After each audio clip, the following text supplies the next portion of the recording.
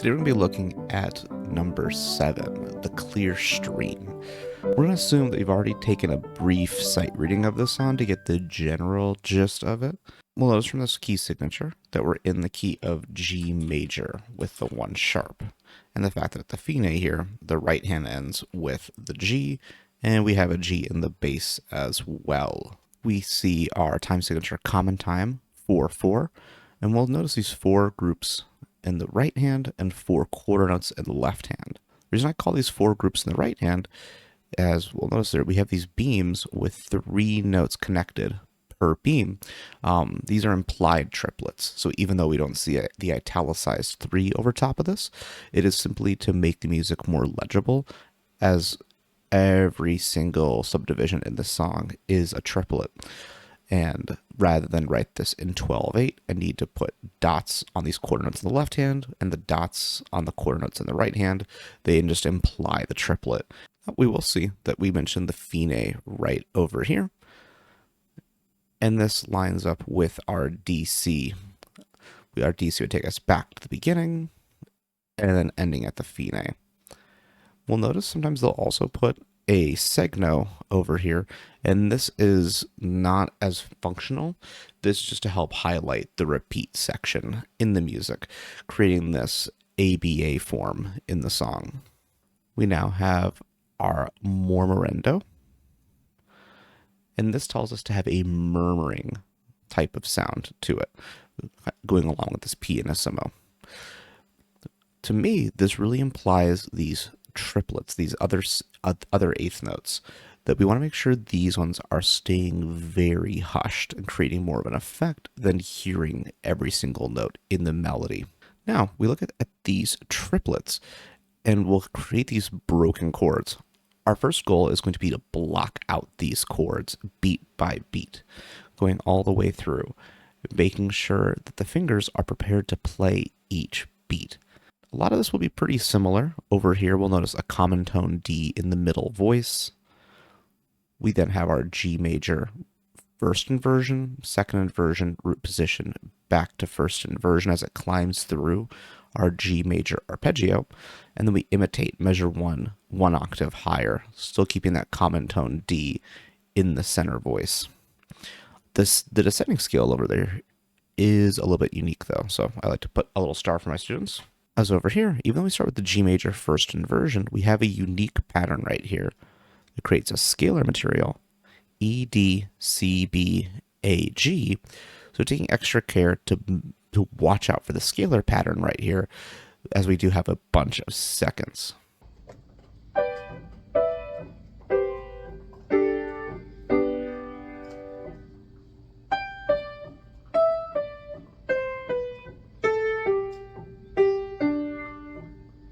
The end here, we do have an arpeggiated pattern where we'll have a G major first inversion broken chord on beat 1, and then we do get the G major arpeggio 1, 2, 3, 5, and this can be blocked out the exact same way as all the rest of the chords.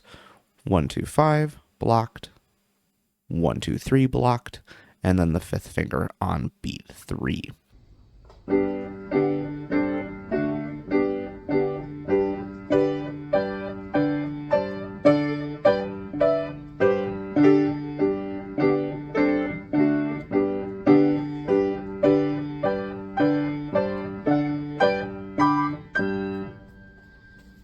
Once you're comfortable blocking this slowly, we want to put on a metronome with a triplet subdivision to start getting used to hearing the even triplets that will be created through these broken chord patterns. 1 and 2 and 3 and 4 and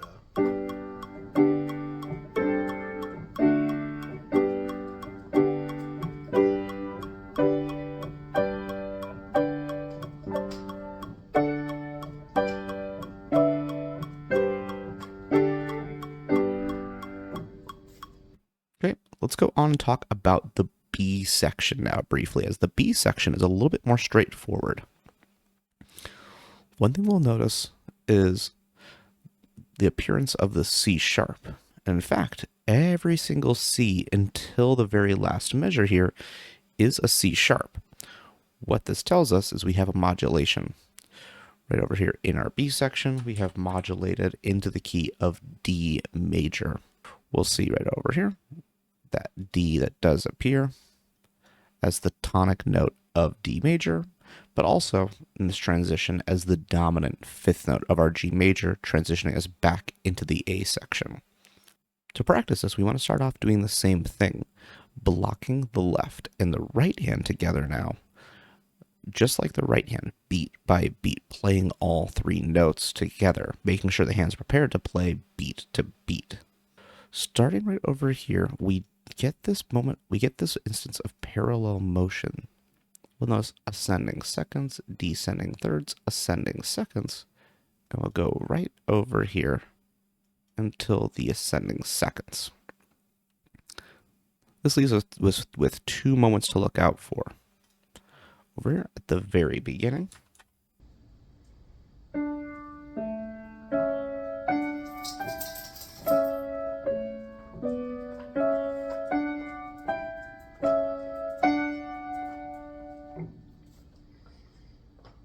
we'll have the descending fourth in the melody, while we have the repeated F sharps in the harmony.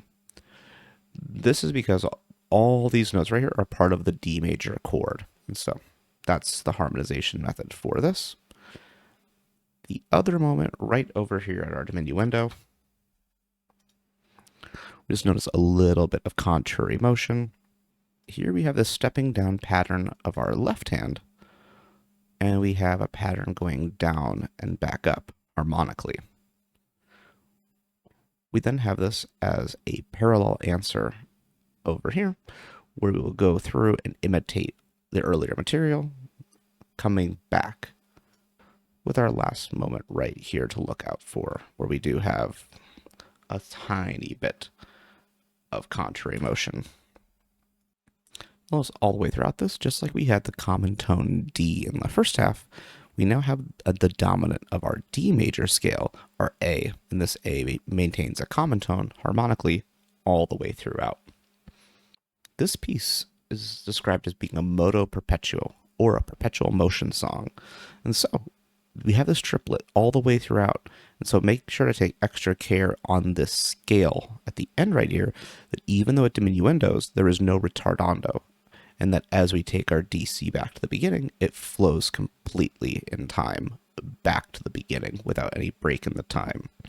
Often what I like to do is when I'm practicing the B section, I always will take sections back to the first measure or two of the A section to get myself with the muscle memory and the ear of hearing how this song flows and how the B section connects back to the A section. One fun thing to note with this scale is that we actually do have a small moment of imitation. Just like we had the scalar passage up here with our E stepping down to the G, we'll notice this E stepping down to G is actually the first statement of the scale, as we are going back to G major with our C naturals, and then a small bit of a chromatic scale down here to help us flow back into this G major, creating a little bit of tension.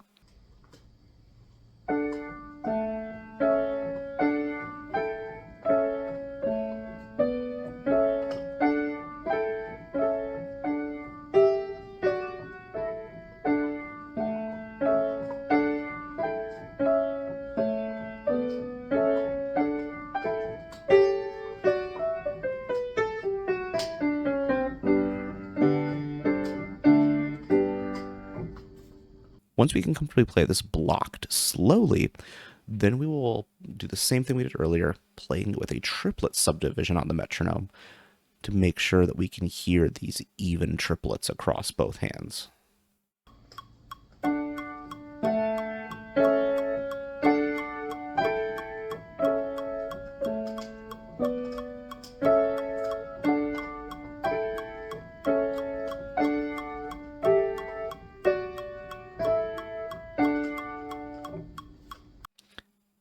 Now let's go into the first broken pattern.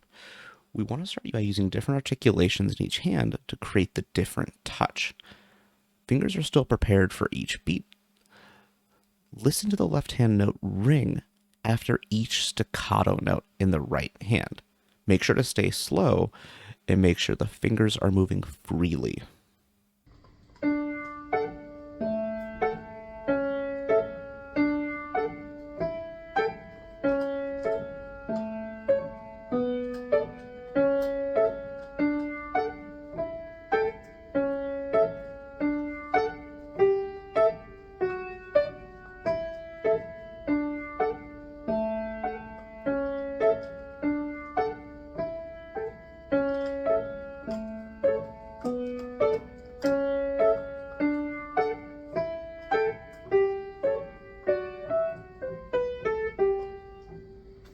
Now we're going to go into this broken chord pattern 2. Still staying slow, but breaking the two notes apart. Make sure that we want to keep the triplets even, but we want to make sure we are still staying slow so we can hear the left-hand note ring even after the second staccato note.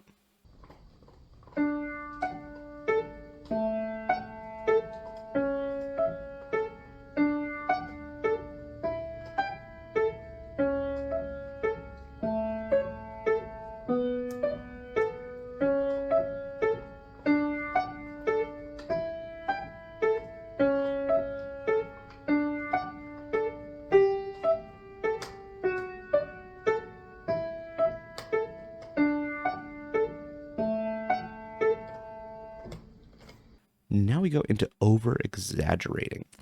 We want to make sure that the left hand has the melody, so we're going to be playing it forte. With the right hand being the harmonic voice, we're going to be playing it piano, creating a large dynamic difference across these two hands. Make sure that we're listening to hear this difference. And as we get more comfortable, we can add more nuance, we can bring the dynamics a little closer together by ear, but we're really developing this ability to have two different levels of touch in our hand to create the voicing that we need for this piece.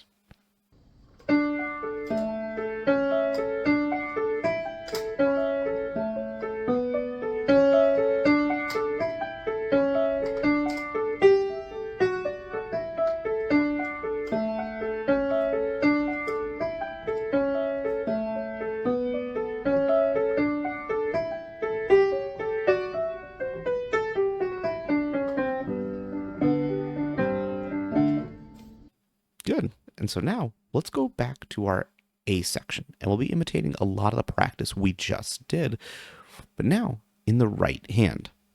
We'll notice just like we had this quarter note melody lower and a broken chord harmony up above, this is actually what was presented earlier in our right hand portion. Now we can take a little bit of extra look and we see these stem down quarter notes on all the downbeats. And these are the full length quarter notes we see from the left hand, creating this melody. While then we have our secondary voice, the two note these little two note broken chords that need to be fit harmonically. Finally, we do have a third voice, which is fun. Even with just two hands, pianists can create more than two voices by putting multiple voices in one hand. So now we have this repetitive bass line oscillating between the tonic and the dominant notes of our G major scale, a nice repetitive ostinato. Now we're going to go through the same voicing steps in our right hand. We'll start off with broken 1, making sure that we're hearing that thumb ringing even after the staccato notes play.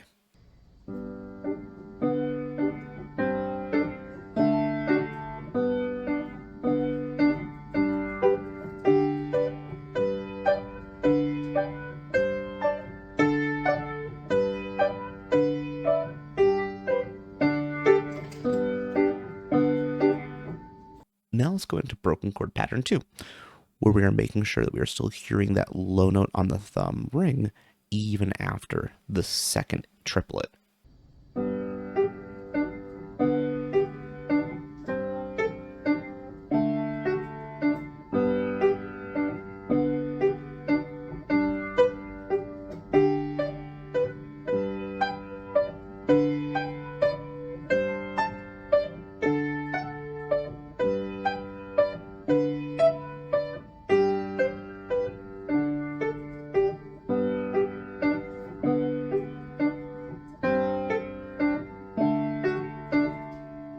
Now here's the fun part. We add the legato into the right hand on these triplets, but we over-exaggerate the dynamics.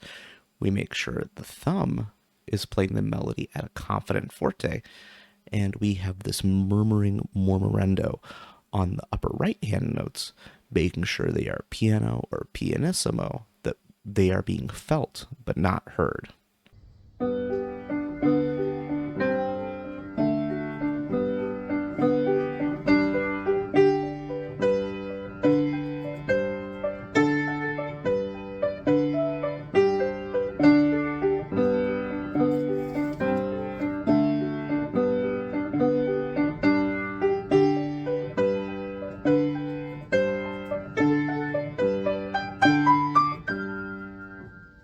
Now, as you get more comfortable with this voicing, as your hands can start to do what you hear, you can bring this melody a bit softer. You can add the layers of crescendo, diminuendo to create an interesting melody, to give a lot of character to this piece. Just making sure to take care that we are not abandoning this melody and playing a flurry of notes, as this really soft triplet part up here really encapsulates, really is what the mormorendo is talking about, having this murmuring background portion of the music, while we still need a melody, a singable melody for the audience to latch onto to make it an enjoyable piece to listen to. Happy practicing.